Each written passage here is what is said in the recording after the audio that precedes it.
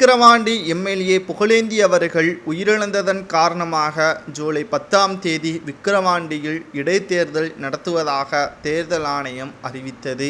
மேலும் விக்கிரவாண்டி தொகுதி வேட்பாளர்கள் அனைவரும் அறிவிக்கப்பட்ட நிலையில் அனைத்திந்திய அண்ணா திராவிட முன்னேற்றக் கழகம் மட்டும் தேர்தலை புறக்கணிப்பதாகவும், இந்த தேர்தல் ஜனநாயக முறைப்படி நடக்காது என்றும் பணநாயக முறைப்படிதான் நடக்கும் என்றும் அவர் கூறி இந்த தேர்தலை புறக்கணித்தார்.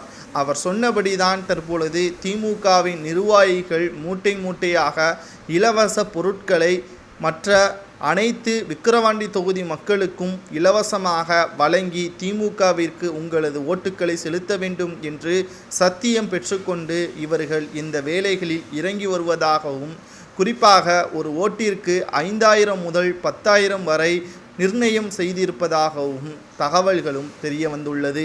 மேலும் 3 நாட்களுக்கு முன்பாக ஒரு காரும் பிடிபட்டது. அதில் 1.5 கோடி ரூபாய் பணமும் எந்த ஒரு ஆவணங்களும் இல்லாமல் இந்த பணம் கைப்பற்றப்பட்டிருக்கிறது. பறக்கும் படை அதிகாரிகளால் இந்த பணம் யாருடையது என்ற விசாரணையின் பொழுது அமைச்சர் ஏவா வேலு அவர்களது உறவினர்கள் மூலமாக விக்கிரவாண்டி தொகுதிக்கு கொண்டு வரப்பட்டதாக செய்திகளையும் நம்மால் பார்க்க முடிந்தது. இந்த சூழ்நிலையில்தான் விக்கிரவாண்டி இடைத்தேர்தலை நடத்தவே வேண்டாம், எதற்காக தேர்தல், திமுகவை வெற்றி வேட்பாளர் என்று அறிவித்து விடலாமே என்பதற்கேற்பதான் மற்ற கட்சி தலைவர்களும் தங்களது கருத்துக்களை வெளிப்படையாக கூறி வருகிறார்கள்.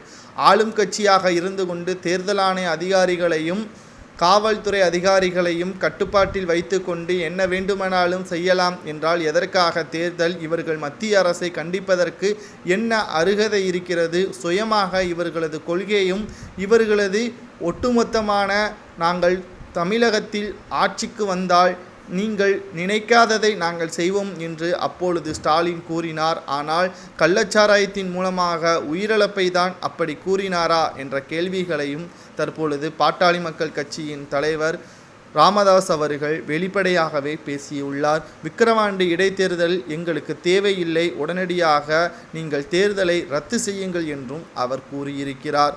பணத்தை கொடுத்து பதவியில் அமர்ந்து விடலாம், பணத்தை கொடுத்து தேர்தலில் வெற்றியடைந்து விடலாம் என்று நினைத்து கொண்டிருக்கின்ற திமுகவிற்கு சரியான பாடத்தை புகட்ட வேண்டும் என்றால் திமுகவின் வேட்பாளர் அன்னியூர் சிவா அவர்கள் தேர்தலில் போட்டியிடாதவாறு செய்ய வேண்டும். அப்பொழுதுதான் திமுக எப்படிப்பட்ட நிலைமையில் இருக்கிறது என்பதை பார்க்க முடியும் என்பதையும் பாட்டாளி மக்கள் கட்சியின் தலைவர் அன்புமணி ராமதாஸ் அவர்கள் தெரிவித்திருப்பது சரிதானா? இந்த இடைத்தேர்தலை புறக்கணிக்க வேண்டும், தேர்தல் நடத்தக்கூடாது என்று கூறியுள்ளது சரியா என்பதை கமெண்ட் வாயிலாக கூறுங்கள்.